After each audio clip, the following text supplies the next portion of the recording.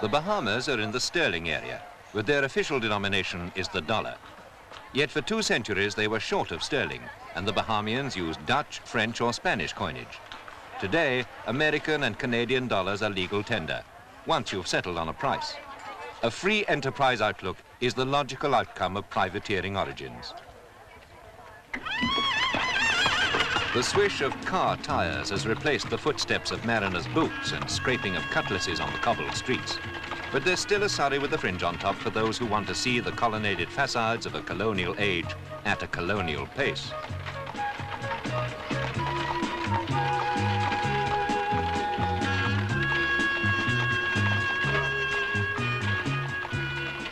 In 1969, the Bahama Islands became a self-governing part of the Commonwealth.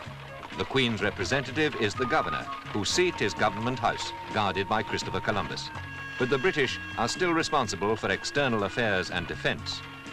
But there's one very un-British characteristic of these islands, and that's tax, or the lack of it.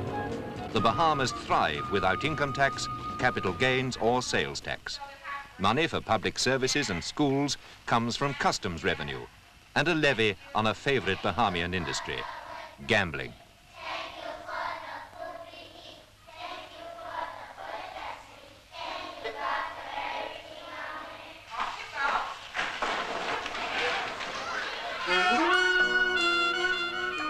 The Bahamians are now a polyglot mixture, a carefree, friendly people, more concerned with today than yesterday, and optimistic about tomorrow. Many are descended from plantation workers who were still in bondage less than 150 years ago.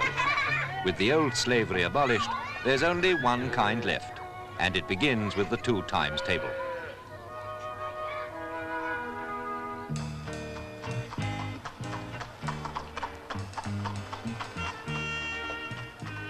Queen Victoria would not be amused to hear that Queen Elizabeth is now only the symbolic head of state. The Bahamas have their own democratically elected parliament, and the governor, who embodies the Queen, signs on the dotted line whenever internal legislation is passed. In the Bahamas, the politics of parliament are the politics of the people. To the Bahamian, politics add spice to life and point to conversation. With the Bahamian people at peace with themselves, life takes its own leisurely course in the island settlements.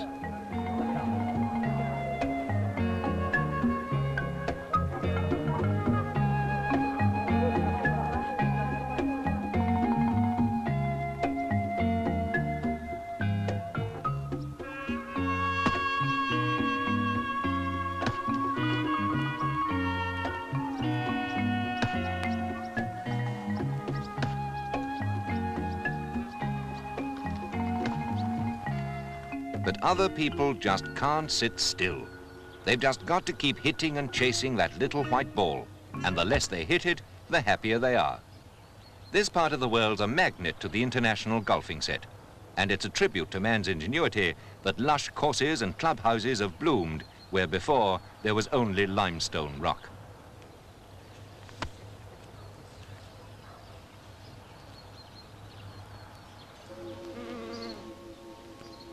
And man's changing hand has endowed the Bahamas with tropical treasures of another kind: hibiscus, oleander, poinciana, and bougainvillea.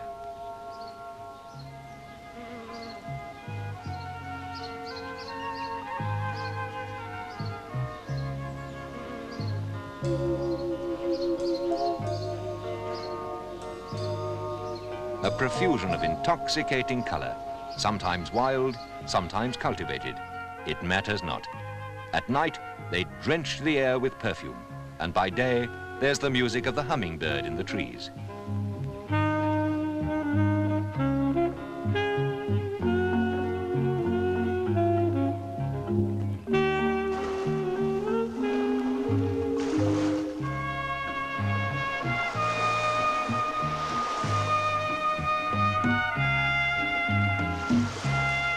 For all his successes on the land, man has failed to change the sea, one of the Bahamas' priceless assets.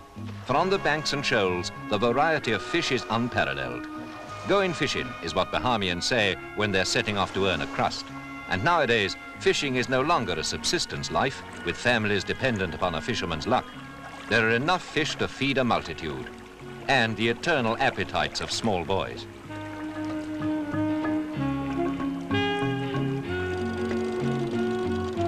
You can fish among the coral reefs or cast a line from the ocean-going motor cruisers. You can fish for the big game of the sea, the blue marlin, or scuba dive to stalk the myriad bonefish on the tidal flats and shallow banks.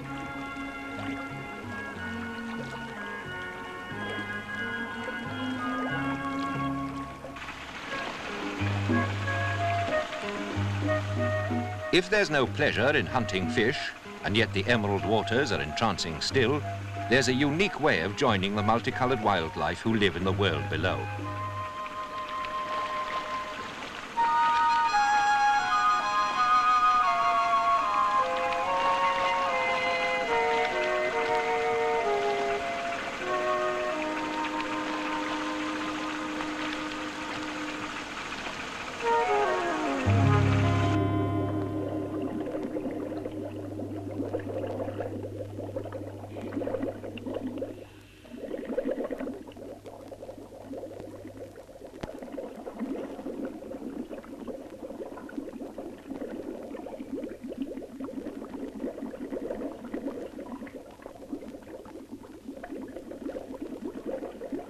It's a tranquil world of gardens landscaped by nature, and yet as old as the earth itself.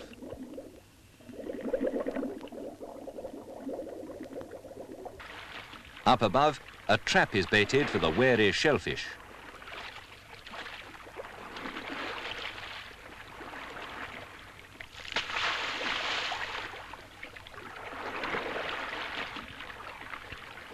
This is treasure of a different kind. Ignored, of course, by the adventurers and privateers who sailed these waters in their squalid search for gold. The adventure is provided now by the very inhabitants of the sea. Through a water glass darkly, the traps 60 feet below on the ocean floor seem close enough to touch. Bahamian waters are the clearest in the world.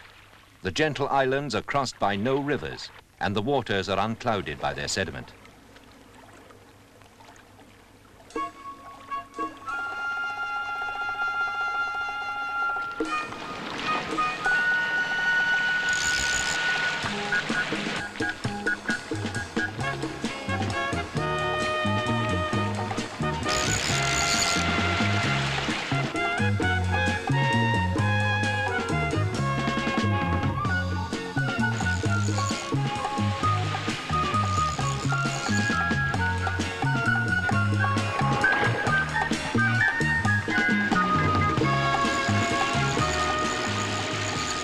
The rod and line have outmoded the musket and cutlass.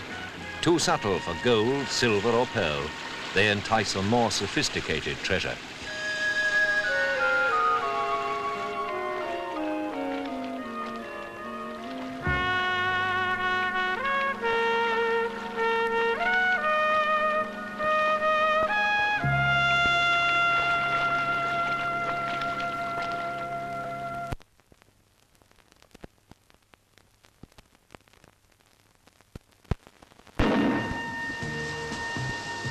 Now sails filled